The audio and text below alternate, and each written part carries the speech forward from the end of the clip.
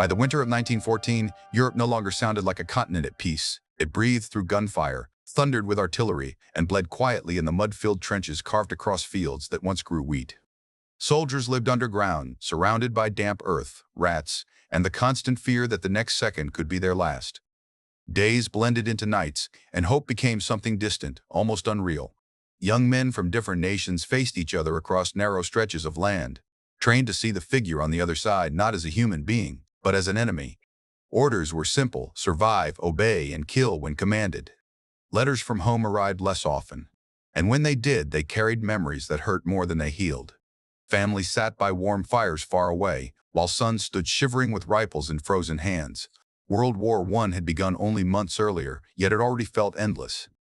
The belief that the war would be short had died quickly, replaced by exhaustion and quiet despair. In the trenches, faith was tested daily. Many soldiers still prayed, but their prayers had grown quieter, heavier, weighed down by loss. As December approached, the cold deepened, and with it came a night that would challenge everything the war had taught them about hatred, duty, and humanity. The guns were ready, the soldiers were waiting, and Christmas was only hours away. Christmas had always meant warmth, family, and belonging. In 1914, for the soldiers in the trenches, it meant absence.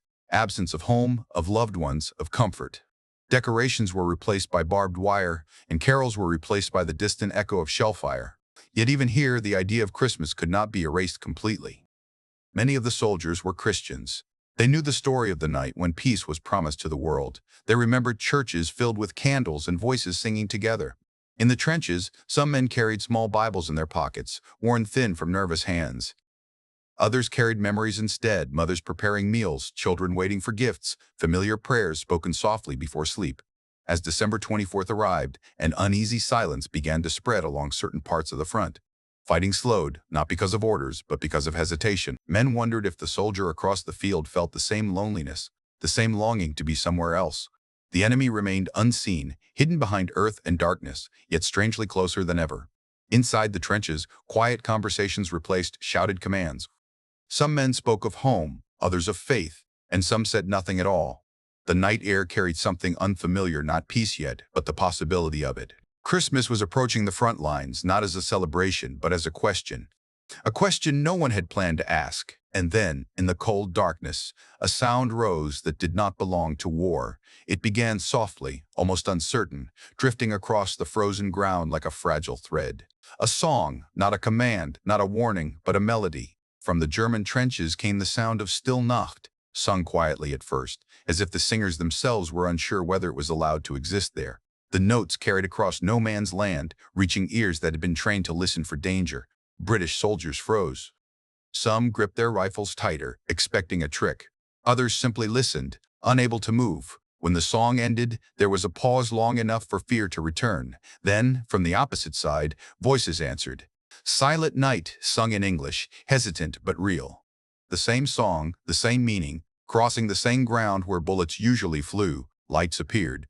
Small candles, simple lanterns, even makeshift Christmas trees placed along the trenches. Hands that usually held weapons now held symbols of celebration. Slowly, carefully, a figure stepped out into the open. No gun. Hands raised, not in surrender but in greeting. A moment passed that felt longer than any battle. Another soldier stepped forward from the other side. Then another. Words were exchanged, broken sentences, gestures, smiles filled with disbelief. They met where death usually ruled, discovering faces instead of targets. Laughter followed, quiet at first, then freer. Cigarettes were shared, chocolate changed hands. Photographs of families were shown with pride and sadness intertwined. For that night, fear loosened its grip. The war did not end, but it paused, as if unsure of itself. Soldiers who had been taught to hate stood together, united not by orders, but by a shared memory of peace. Christmas had arrived, not with trumpets, but with voices brave enough to sing. And as dawn approached, the impossible continued. Christmas morning rose quietly over the battlefield, revealing a sight no one would have believed the day before. Soldiers stood openly in no man's land, no longer hiding, no longer aiming. Conversations continued, deeper now, as if time itself had slowed to allow them to remember who they were. Names were exchanged, accents compared, jokes shared despite the language barriers. Prayers were spoken together. Some bowed their heads, others closed their eyes, and a few simply stood in silence. For many, it was the first time in months they had prayed without fear. The words felt lighter, carried by a hope they had nearly forgotten. The message of peace, spoken so often in churches, now lived between them. Laughter broke out when a football appeared, improvised, imperfect, but enough. The game had no rules, no winners, no reason beyond joy. Boots slipped on frozen ground, cheers echoed where explosions usually sounded.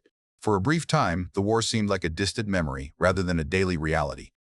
Throughout the day, more soldiers joined.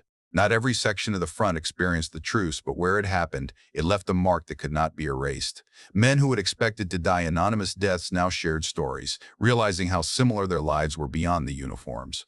Christmas meals were imagined aloud. Futures dreamed of cautiously. Yet beneath the smiles, everyone understood the truth. This peace was fragile. Orders would return. The war had not forgotten them. Still, for one day, humanity had spoken louder than hatred.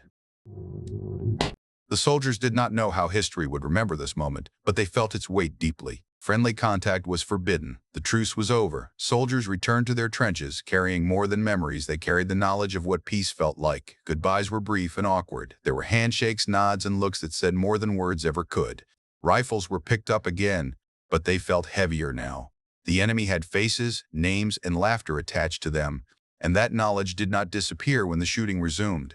The war continued, claiming millions of lives in the years that followed. Yet the Christmas Truce of 1914 survived as something rare and powerful, not because it ended the war, but because it revealed the truth hidden beneath it.